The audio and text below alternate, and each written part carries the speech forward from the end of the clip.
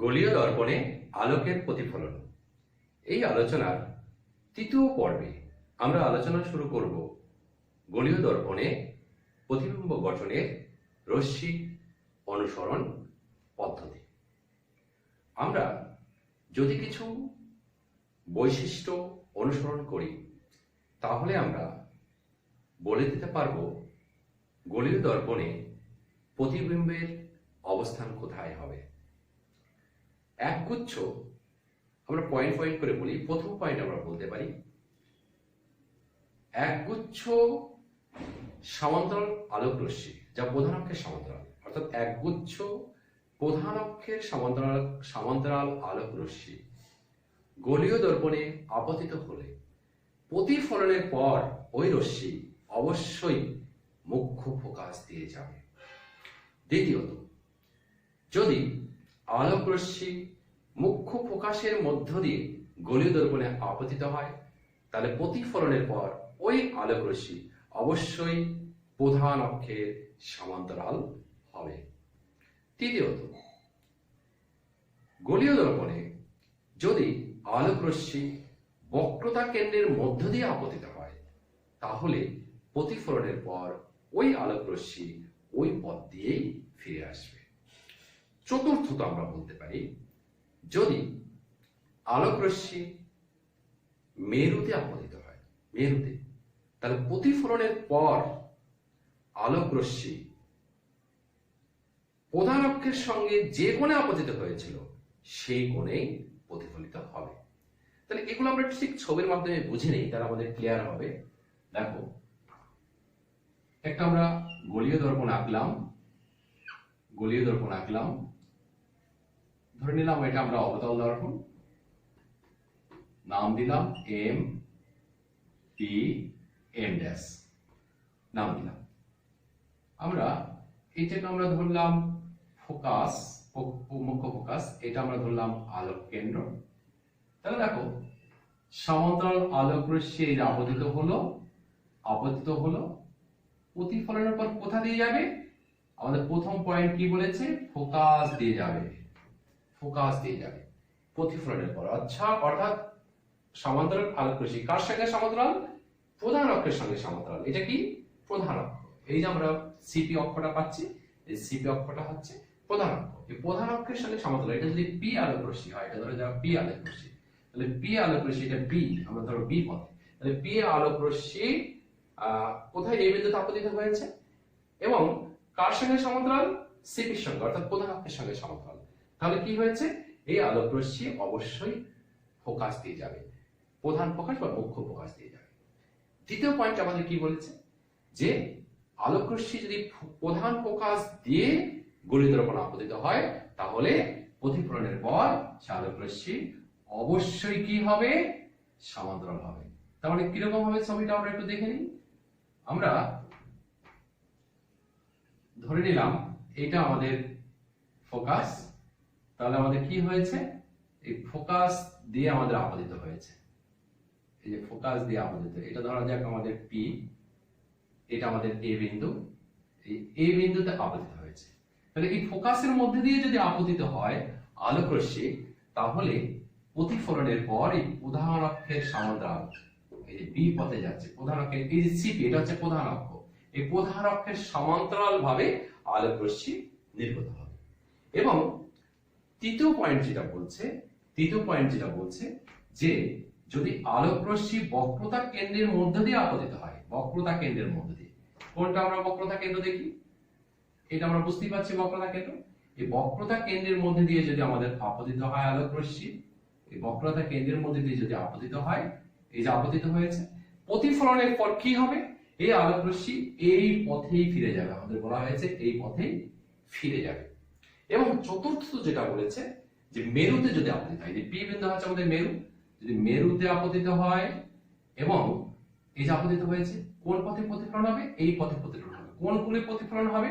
এইখানে প্রধান অক্ষের সঙ্গে যে কোণে আপতিত হয়েছে এখানেও ঠিক একই কোণে প্রতিফলিত হবে। এই গেল আমাদের প্রতিবিম্ব গঠনের, গোলীয় দর্পণে প্রতিবিম্ব গঠনের রশ্মি অনুসরণ পদ্ধতি। উপেক্ষীয় রশ্মি, প্রধান অক্ষের নিকটবর্তী রশ্মিগুলোকে বলা হয় উপেক্ষা রশ্মি, অর্থাৎ মেরু এবং আপতিত রশ্মির আপতন বিন্দু যদি খুব কাছাকাছি হয় তাহলে সেই রশ্মিগুলোকে সাধারণত বলা হয় উপেক্ষীয় রশ্মি। উপেক্ষীয় রশ্মির ক্ষেত্রে আমরা উত্তল এবং অবতল দুই দর্পণের ক্ষেত্রে আমরা প্রমাণ করতে পারি যে r = 2f বা f = r/2। তাহলে প্রথমে আমরা অবতল দর্পণের ক্ষেত্রে করি। অবতল দর্পণের ক্ষেত্রে আমরা করি যে অবতল দর্পণের ক্ষেত্রে অবতল দর্পণ আমরা নিলাম এবং অবতল দর্পণের ক্ষেত্রে আমরা যদি উপেক্ষীয় রশ্মি নেই তাহলে সেক্ষেত্রে আমাদের প্রমাণ করতে হবে যে r = 2f। তাহলে এর জন্য আমরা একটা ছবি এঁকে নিই। আগে আমরা এই অবতল দর্পণ আঁকলাম, এই পাশটা আমরা এ করে দিলাম, আমরা ধরে নিলাম m o m ড্যাশ একটা অবতল দর্পণ। এই অবতল দর্পণের এটাকে ধরলাম আমরা আলোক কেন্দ্র, এটাকে ধরলাম আমরা ফোকাস দৈর্ঘ্য। এই অবতল দর্পণের উপরে একটা আলোক রশ্মি প্রধান অক্ষের সমান্তরালে এ বিন্দুতে আপতিত হলো। তাহলে এই বিন্দুতে যদি আপতিত হয় প্রধান অক্ষের সমান্তরালে, তাহলে ন্যাচারাল নিয়মে এই রশ্মি কোথা দিয়ে যাবে? এফ বিন্দু দিয়ে যাবে, এফ বিন্দু দিয়ে।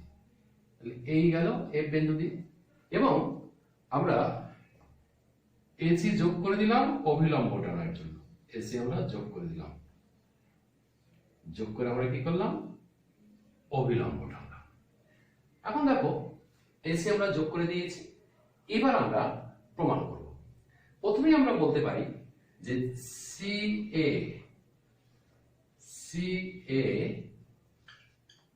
এ বিন্দুতে লম্ব। তাহলে সিএ যদি এ বিন্দুতে লম্ব হয় তাহলে আমরা বলতে পারি যে প্রতিফলনের নিয়ম অনুযায়ী আমরা বলতে পারি পিএসি কোণ এবং সিএএফ কোণ সমান। তাহলে প্রতিফলনের নিয়ম অনুযায়ী আমরা লিখি যে পিএসি কোণ সমান হচ্ছে সিএএফ কোণ, এই দুটো কোণ সমান। আবার দেখো আমরা বলতে পারি যে পিএ সমান্তরাল আমরা বলতে পারি সিও। তাহলে পিএ সমান্তরাল সিও যদি হয়, ঠিক অঙ্কের নিয়ম আমরা বলতে পারি যে এসি ভেদক বা ছেদক, এসি ভেদক বা ছেদক। তাই যদি হয় তাহলে দেখো এই কোণ আর এই কোণ একান্তর কোণ। যখন আমরা একান্তর কোণ বলবো আমরা অঙ্কের নিয়মে জানি যে সমান্তরাল বলতে হবে এবং ভেদক বা ছেদকটা যদি না বলি তাহলে কিন্তু একান্তর কোণ আমরা বলতে পারি না, তাই আমরা এসি ভেদকটা লিখলাম। তাহলে আমরা বলতে পারি কোণ পিএসি সমান একান্তর কোণ আমরা বলতে পারি এসিএফ।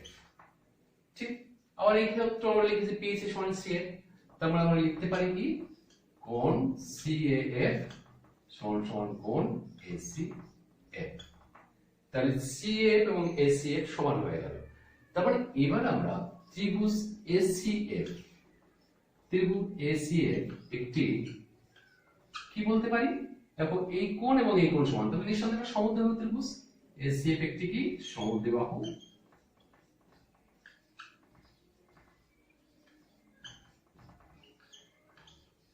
ত্রিভুজ। এই কথাটা লিখলাম কেন? সিএফ এবং এসিএফ আমরা সমান প্রমাণ করলাম, অর্থাৎ কোণ এসিএফ একটি সমদ্বিবাহু ত্রিভুজ। তাহলে যেই সমদ্বিবাহু ত্রিভুজ তখন আমরা কি লিখতে পারি যে সিএফ সমান হচ্ছে কি এএফ। এবার দেখো এই যে আমরা গোলীয় দর্পণ আমরা আলোচনার ক্ষেত্রে আমরা বিভিন্ন সময় আলোচনা করেছি, যে সমস্ত গোলীয় দর্পণ আমরা নেব তার কৌণিক উন্মেষ 10 ডিগ্রি অপেক্ষা কম। তাহলে 10 ডিগ্রি অপেক্ষা কম যে কৌণিক উন্মেষ তাদের বলছি আমরা ক্ষুদ্র উন্মেষযুক্ত দর্পণ। তাহলে ক্ষুদ্র উন্মেষযুক্ত দর্পণ যেহেতু, তাহলে সেক্ষেত্রে আমাদের এ বিন্দু এবং ও বিন্দু খুব কাছাকাছি। তারপর আমরা লিখতে পারি যে কৌণিক উন্মেষ কি লিখতে পারি? কৌণিক উন্মেষ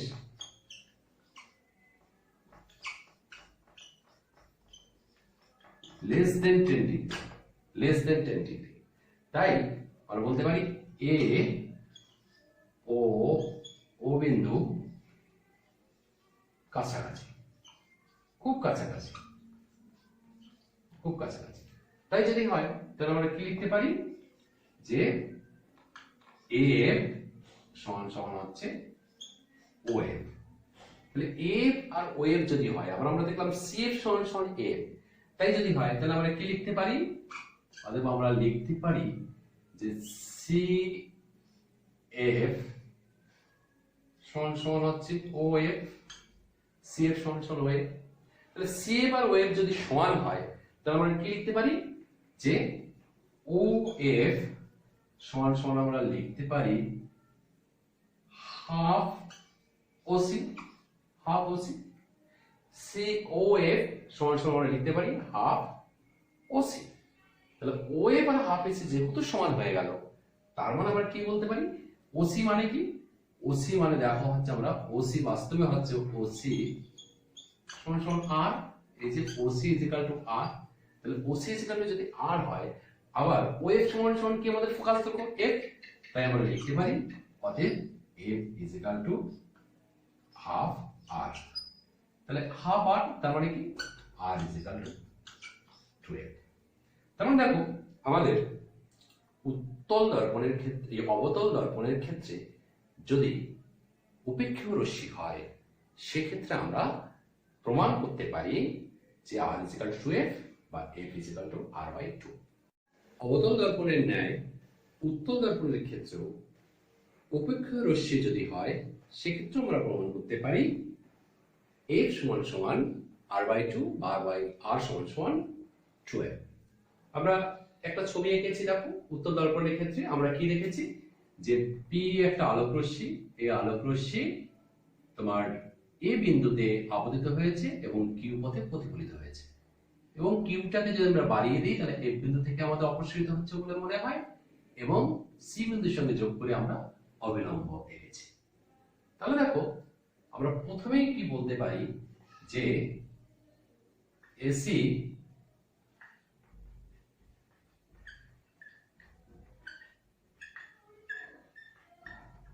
এ বিন্দুতে লম্ব, এসি এ বিন্দুতে লম্ব। তাহলে প্রতিফলনের নিয়ম অনুযায়ী আমরা একই রকম বলতে পারি, প্রতিফলনের নিয়ম অনুযায়ী কোণ পি এ আর সমান সমান হচ্ছে কোণ আর এ কিউ। যেহেতু এসি এ বিন্দুতে লম্ব, তার মানে আমরা কি বলতে পারি যে পি এ আর সমান সমান আর এ কিউ। আবার দেখো আমরা বলতে পারি যে পি এ সমান্তরাল ওসি। তাহলে পি এ সমান্তরাল যদি ওসি হয় তার মানে আমরা কি বলতে পারি, এবং এই যে পি এ সমান্তরাল ওসি তার মানে আমরা কি বলতে পারি যে কোণ এসিএফ সমান অনুরূপ কোণ, অনুরূপ কোণ। এই যে এই কোণটা কার সমান আমরা বলতে পারি, এর সমান আমরা বলতে পারি, কোণ পি এ আর। তাহলে কোণ এসিএফ সমান সমান অনুরূপ কোণ পি এ আর। আবার আমরা এটা বলতে পারি যে কোণ আর এ কিউ সমান বিপ্রতীপ কোণ কি আমাদের F A C, F A C. তাহলে দেখো আমরা এফ এ সি কার সমান পেলাম, এটা সমান পেলাম, এটা সমান আমরা এপিসি পেলাম। আবার আমরা দেখলাম যে এই কোণ সমান এটা, তার মানে দেখো আমরা বলতে পারি যে পি এ আর সমান সমান আর এ কিউ। আবার আমরা দেখলাম পি এ আর সমান সমান এসি এ। তাহলে আমরা বলতে পারি যে আর এ কিউ সমান সমান কোণ এসি এ, আর এ কিউ সমান সমান এসি এ। তাহলে আর এ কিউ সমান সমান যদি এসি এফ হয়, আবার আর এ কিউ হচ্ছে এপিসি সমান, তাহলে আমরা বলতে পারি যে কোণ এসি এফ সমান সমান কোণ এবিসি। তাহলে এসিএফ আর এপিসি যেহেতু সমান হয়ে গেল, তার মানে আমরা কি বলতে পারি যে ত্রিভুজ এসিএফ একটি সমদ্বিবাহু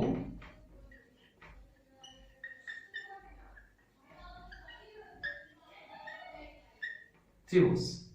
যেহেতু সমদ্বিবাহু ত্রিভুজ হয়ে গেল, তার মানে আমরা বলতে পারি এএফ সমান সমান এফসি। এখন যেহেতু আমাদের এই যে আমাদের গোলীয় দর্পণ, এই গোলীয় দর্পণ কি ক্ষুদ্র উন্মেষযুক্ত, যার উন্মেষ হচ্ছে কত 10 ডিগ্রির চাইতে কম। তার মানে আমাদের কি হবে, এ ও ও বিন্দু খুব কাছাকাছি, খুব কাছাকাছি।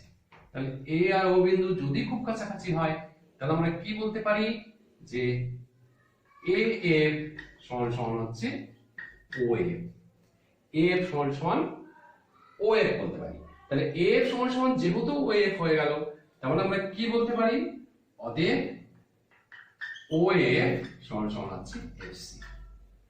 ও এফ সমান সমান এফসি, তার মানে কি ও এফ সমান সমান হাফ ওসি, হাফ ওসি। ও এফ সমান সমান কি হাফ ওসি, তার মানে ও এফ সমান সমান কি এফ। আবার ওসি ইজ ইকুয়াল টু আর, আমরা জানি ওসি মানে কি, এই যে আমাদের ব্যাসার্ধ, আর ও এফ মানে হচ্ছে মুখ্য ফোকাস। ও এফ এটা হচ্ছে আমাদের এফ, আর এইটুকু আমাদের কি, এটুকু হচ্ছে আর। তার মানে OC is equal to R, আর O F is equal to F. তার মানে আমরা কি বলতে পারি এখান থেকে কনক্লুশন, অর্থাৎ F is equal to R by 2 বা আর ইজ ইকুয়াল টু 2। এটা আমরা প্রমাণ করতে পারি। তার মানে দেখো, আমাদের উত্তল দর্পণের ক্ষেত্রে যদি উপেক্ষ রশ্মি হয়, সেক্ষেত্রে আমরা প্রমাণ করতে পারি যে আর ইজ ইকুয়াল টু 2 বা F is equal to R by 2। তাহলে আমাদের এই পর্যন্ত আজ থাক। আমরা পরের দিন অবতল দর্পণের প্রতিবিম্ব গঠন এবং উত্তল দর্পণের প্রতিবিম্ব গঠন আলোচনা করে আমরা গোলীয় দর্পণে আলোর প্রতিফলন এই অংশটা শেষ করব। ঠিক আছে।